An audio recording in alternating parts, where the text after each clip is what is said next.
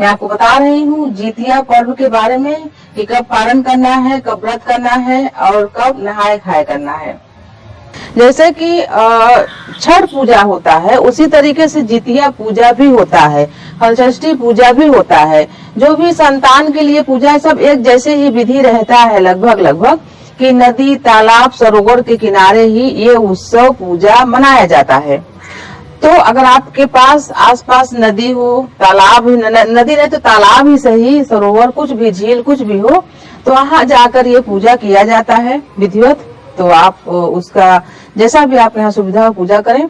तो मैं आपको बताऊंगी कि जितिया जीवित पुत्रिका व्रत का मुहूर्त विशेष।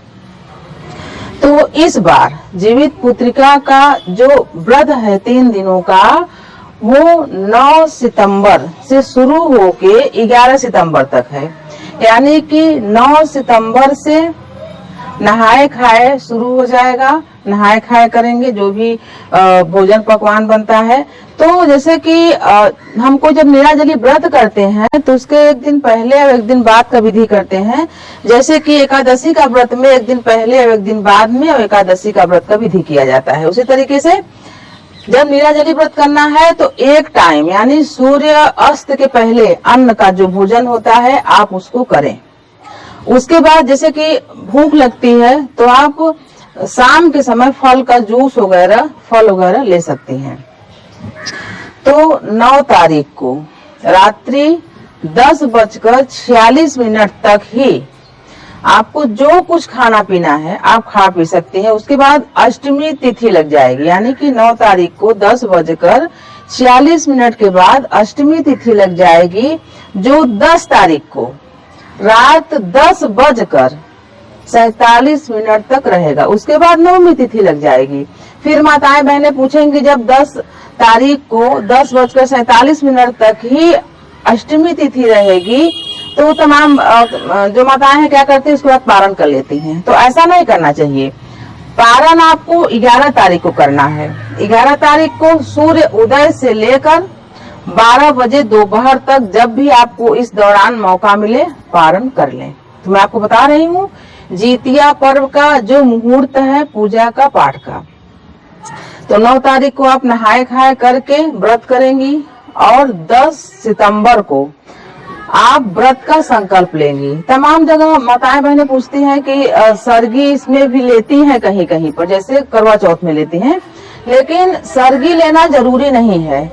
वो सरगी लेने का प्रथा बस इसीलिए रहा होगा कि जो मतलब कमजोर रहती हैं, नहीं रह पाती हैं व्रत, तो क्या है हमारे हिंदू कैलेंडर में सूर्य उदय से ही दिन का गणना किया जाता है।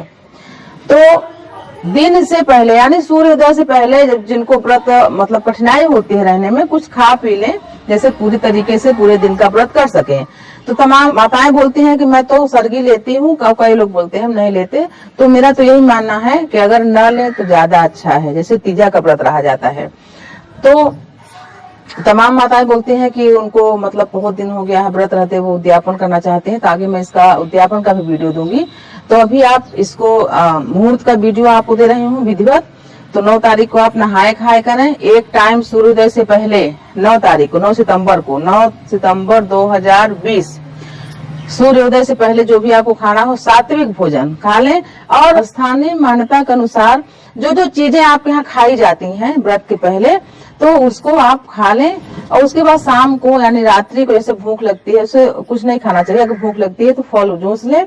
उसके बाद सूर्य उदय के बाद नहा धो के, जहाँ भी नदी तालाब सरोवर, अधिकतर चलते पानी में नहा के व्रत का संकल्प लिया जाता है कि हम पूरे दिन तक निराजली व्रत करेंगे। ऐसी व्रत का ही मान्यता है। फिर आप पूरे दिन का व्रत करके और 11 तारीख को सूर्य उदय से लेकर 12 बजे तक आप व्रत का पारण कर लें, जो भी दान वगैरह करना हो। तो मैं आपको ये बताई हूँ। अब कुछ प्रश्न और है जिसका मैं वीडियो आगे दे रही हूँ, और इसी के संदर्भ में, व्रत के संदर्भ में तमाम हमारी जो नई लड़कियां हैं, जो माताएं हैं, वो इस साल व्रत रहना चाहती हैं। तो उनको मतलब जानकारी है कि अधिक मास लगने वाला है, तो कोई व्रत शुरू करे कि नहीं। तो मैं भी पंडित जी से पूछी हूँ, एक वीडियो इसके पहले भी दे चुकी हूँ विस्तार से, कि अधिक मास के दौरान व्रत नहीं करना है, अधिक मास के पहले और बाद में व्रत किया जा सकता है। तो जो भी माताएं अभी इस जीवित पुत्रिका का व्रत करना चाहती हैं वो उठा सकती हैं। लेकिन जैसे कि ये व्रत निराजली और 3 दिन का विधि रहता है, निराजली रहता है व्रत अष्टमी के दिन, यानी कि कुआर महीने का कृष्ण पक्ष की अष्टमी में ये व्रत पड़ता है। तमाम बहनें पूछती हैं कि इस बार जीवित पुत्रिका पितर में पड़ा है तो मैं कैसे उठाऊं। तो मैं उन बहनों को बताना चाहती हूँ कि हर साल जीवित पुत्रिका का व्रत अश्विनी महीने के कृष्ण पक्ष के अष्टमी तिथि पर ही पड़ता है, हमेशा आगे भी पड़ेगा। तो अगर आपको व्रत उठाना है तो इसी अष्टमी कृष्ण पक्ष अश्विनी का जो महीना है आपको इसी में उठाना पड़ेगा, काहे कि हमेशा हर साल इसी में पड़ेगा। जैसे कि और तमाम बहनों का प्रश्न है कि अभी जो 16 दिनों का लक्ष्मी जी का व्रत चल रहा है वो कैसे करूं, पितर लग गया है। तो ये 16 दिनों का जो लक्ष्मी जी का व्रत है ये भादो महीने के शुक्ल पक्ष की अष्टमी से, यानी सब संतान सप्तमी के बाद जो अष्टमी पड़ती है उससे शुरू करके कुआर महीने के कृष्ण पक्ष की अष्टमी तक, यानी ये जीवित पुत्रिका तक ये महालक्ष्मी का व्रत किया जाता है। वो इसमें पितर में ही पड़ता है। तो आप इसको नहीं, इसको जब जो कर रहा है वो करेगा। तो मैं आपको बता रही हूँ जीवित पुत्रिका के बारे में। तो आप सभी माताएं व्रत कर सकती हैं। जैसे कि इस व्रत का विधान है निराजली, तो जरूरी नहीं अगर निराजली देखो भाई आप लोग नहीं रह पा रहे हो तो शुरू में ही संकल्प न लो कि आप इस व्रत को निराजली करोगे। कोई भी व्रत कोई जान देने की आवश्यकता नहीं है। आप कोई भी व्रत फलाहारी सात्विक भोजन करके भी कर सकते हैं। जैसे कि ये व्रत जैसे बता रही हूँ कहीं कहीं पर सर्गी लेने का है, कुछ सूर्योदय से पहले कुछ ले सकते हैं। तो आप इस व्रत को फल लेकर और जल लेकर भी कर सकते हैं। जैसे कि आप निराजली व्रत रहे, तमाम बहनों को चक्कर आता है, फिर उल्टी होने लगती है, फिर उल्टी होने पर व्रत टूट जाता है।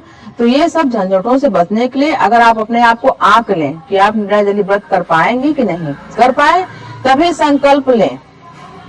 और जैसे कि तमाम और बहनों का प्रश्न है, एक बहन है वो लगभग 30 साल से व्रत कर रही हैं, तो वो अभी काफी बीमार है। तो कई बहनों को तो ये है कि हम कोई व्रत कर रहे हैं तो उसका उद्यापन ही नहीं करना चाहिए। जैसे कि कहते हैं तीजा जब तक जीवित रहो करो। अरे जीवित क्या, आदमी के खुद रहने का हिम्मत नहीं है तो आप उद्यापन कर दो। हर व्रत का उद्यापन का विधि है।